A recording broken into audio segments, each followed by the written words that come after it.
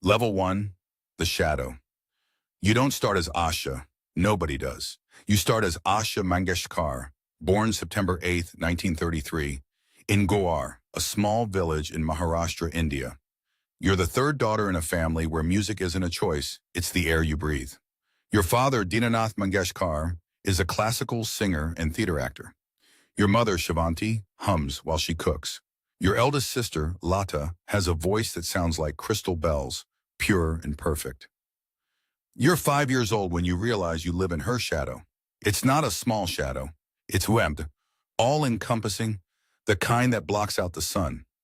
Your father dies when you're 6, heart disease. The family is shattered, financially ruined. Your mother sells her jewelry. You move to Mumbai, the city of dreams that chews people up and spits them out. You're a child in a city that doesn't care about children. Lata starts singing for films to support the family. She's 13, you're 9. You watch her go to recording studios, watch producers fall over themselves to book her. Her voice is everywhere, on the radio, in the streets, in people's homes. You sing too. You've always sung, but your voice is different, rougher around the edges, earthier. It doesn't have Lata's ethereal quality. When people hear you, they say you sound nice, but then they ask, when is Lata coming? You're 10 years old and already you understand that being good isn't enough when someone else is perfect. Level 2, the beginning. You record your first film song at 10 years old. Chala Chala Nav Bala for the Marathi film Majabal. Nobody notices. You're a child singer in an industry that has thousands of them. You keep singing because what else is there? Music is the family business. You sing in studios that smell like cigarette smoke and ambition. You watch your sister become a legend in real time. By the time you're 16, Lata Mangeshkar is the voice of India. Every heroine lip syncs to her voice. Every music director wants her first. She's not just successful, she's an institution, and you're her younger sister. Always younger, always lesser, always compared. You marry Asha Bhosle at 16. He's 31. It's 1949 and girls get married young, especially girls who need to escape something. You don't love him. You barely know him. But marriage means a different kind of identity, a name that isn't Mangeshkar. You become Asha Bhosle. 2 daughters arrive quickly, Varsha and Anuja. You're 18 with 2 children and a husband who doesn't understand why you still want to sing. Married women, mothers, they don't belong in recording studios. They belong at home. You go to the studios anyway. You need the money. The marriage is already cracking. He drinks, he disapproves, he wants a traditional wife, and you're anything but traditional. You have this thing inside you, this need to create, to express, to be more than someone's wife, someone's mother, someone's sister. Level 3, the scraps. The 1950s, Lata gets the pure heroines, the devotional songs, the classical-based compositions. You get what's left, the cabaret numbers, the club dancers, the vamps and the side characters, the songs that are considered too Western, too provocative, too beneath Lata Mangeshkar's dignity. You sing Nanhe Muna Bache for Boot Polish in 1954. It's a children's song, it becomes a hit, but hits don't change your position. You're still the second choice, the backup, the one they call when Lata is busy or unavailable or the song isn't prestigious enough for her. Your marriage ends. Ganpatrao leaves. You're a divorced woman in 1960s India with 2 daughters to raise. The stigma is crushing. Divorced women are whispered about, pitied, blamed. You work harder. You sing everything they offer you. The sexy songs, the fast songs, the Western-influenced numbers that Lata won't touch. You develop a different style. Where Lata is restrained and classical, you're expressive and experimental. You can sing in different textures, different emotions. You learn to yodel, to scat, to incorporate Western techniques into Indian film music. You're versatile in a way that pure classicism doesn't allow. Level 4, the collaboration. You meet Rahul Dev Burman, R.D. Burman, in the late 1960s. He's the son of the legendary composer S.D. Burman, and he's trying to modernize Hindi film music. He hears something in your voice that others miss, not a limitation, but a possibility. You can do things Lata can't or won't do. You can be playful, sensuous, experimental. He composes Dum Maro Dum for you in 1971 for the film Hare Rama Hare Krishna. It's unlike anything in Hindi cinema. Psychedelic, Western-influenced, with your voice doing things that shock the purists. The song is a sensation. Suddenly, you're not just Lata's sister, you're Asha Bhosle, the voice that can sing anything. RD becomes your creative soulmate. He understands you in ways your husband never did. You record hundreds of songs together. Pia tu ab to aja, Churalia hai tumne, Dum Maro Dum, one masterpiece after another. The chemistry is obvious. People talk. Let them talk. You've been talked about your entire life. You marry RD in 1980, you're 47, he's 41. It's your second marriage, his second marriage. The industry gossips. Your sister Lata doesn't approve. The relationship between you and Lata grows colder. It's complicated, layered with decades of comparison, competition, and love that's tangled with resentment. She's still the bigger star. Her voice is still the default choice for every major heroine. But you have something she doesn't.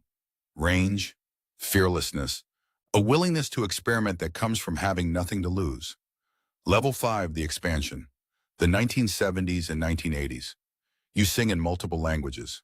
Hindi, Marathi, Bengali, Gujarati, Tamil, Telugu, Kannada, Malayalam, Punjabi, Nepali. You hold the Guinness World Record for most recorded artist in music history. Over 12,000 songs. The number is so large it becomes meaningless. How do you quantify that kind of output? Each song is 3 to 5 minutes of emotion, of technical precision, of artistic interpretation. You're not just singing words written by someone else. You're inhabiting characters, telling stories, conveying emotions that actors will later lip-sync on screen. You sing ghazals with classical purity. You sing bhajans with devotion. You sing cabaret numbers with sensuality. You sing folk songs with earthiness. There's no genre you can't master, no style you can't adapt to.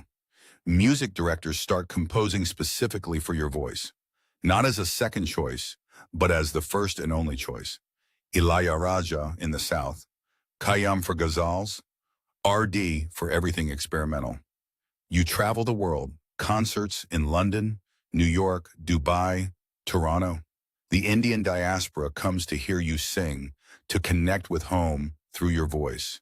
You're in your 50s, then your 60s, still performing, still recording, still pushing yourself. Level 6, the loss. RD dies in 1994, pancreatic cancer. He's 54, you're 60. The man who understood your artistry better than anyone, who composed keeping your voice in mind, who was your partner in every sense, is gone. The grief is private. You don't break down in public. You've never been the type to display vulnerability openly. You keep working because work is how you've survived every loss, every slight, every heartbreak. You record a tribute album to RD. You sing his compositions in concerts. You keep his memory alive through the music you shared. Your son Hemant dies in 2015. He was 66. A son shouldn't die before his mother. The natural order is violated. You're 81 years old and bearing your child. The pain is unspeakable. You withdraw, then return, because returning is what you do. Level 7, the recognition. The awards start coming. National Film Awards, Filmfare Awards, Padma Vibhushan, India's second highest civilian honor. Dadasaheb Phalke Award, the highest honor in Indian cinema. You're in your 70s and 80s when the establishment finally acknowledges what you've known all along. You're not just good, you're one of the greatest playback singers in the history of Indian cinema. But the recognition comes with a bitter edge. Where was this respect when you were struggling?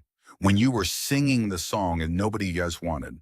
When you were raising children alone and fighting for every opportunity? You're gracious in acceptance speeches. You thank the composers, the lyricists, the filmmakers. You don't mention the decades of being second choice. You don't talk about the shadow you lived in. Lata is still Lata. She's still revered in ways you'll never be. The purists still consider her the superior artist, and maybe they're right by their standards. But you have something that can't be measured by classical purity. You have soul, you have range, you have the ability to make people feel things that perfect technique alone can't achieve. Level 8, the reinvention. You don't retire. Retirement is for people who are tired and you've never been tired, not in any way that matters. You experiment with fusion music.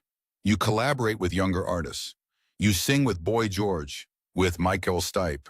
You record an album with Ali Akbar Khan. You're 70 years old and still exploring, still curious, still willing to try things that might fail. You open restaurants, Asha's in Dubai, in Kuwait, in Abu Dhabi. You're a businesswoman now, not just a singer. The restaurants serve the food you grew up eating, the flavors of Maharashtra translated for a global audience. You give interviews where you're candid, funny, sometimes sharp. You talk about the industry, about music, about your life. You don't sugarcoat. You've never been good at pretending. Level 9, the legacy. You're in your 80s now, still singing, though less frequently. Your voice has aged, deepened, but it still carries emotion. You've recorded more songs than anyone in human history. You've sung in more languages than most people can name. You've performed in more countries than you can count. Young singers cite you as an influence. They study your phrasing, your emotion, your versatility. Music directors who weren't born when you started still use your songs as reference points. But the question lingers, unspoken but present. What could you have been if you weren't Lata's sister?